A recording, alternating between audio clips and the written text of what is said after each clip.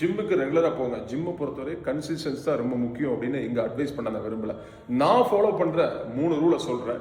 So முடிஞ்சால் நீங்கள் follow பண்ணிக்கோங்க. ஸோ தூக்கத்தில் எந்திரிக்கும் போது கண்டிப்பாக எல்லாருக்குமே கஷ்டமாக தான் இருக்கும். ஏன்னா தொடர்ந்து பண்ணும்போது அது கண்டிப்பாக போரிங்காக இருக்கும். ஸோ அந்த மாதிரி டைமில் நீங்கள் தொடர்ந்து ஒர்க் அவுட் பண்ணணுமே கஷ்டமாக இருக்குமேன்னு உங்கள் மனசு சொல்லும். அப்போ நீங்கள் ஜஸ்ட் ஜிம்முக்கு போங்க, அதுவாக நடக்கும்.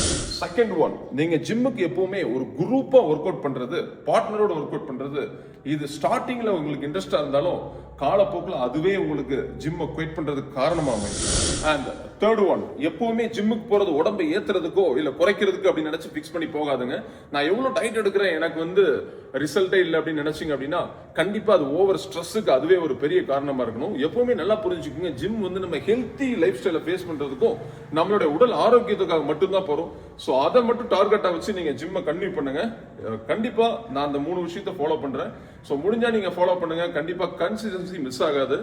Think about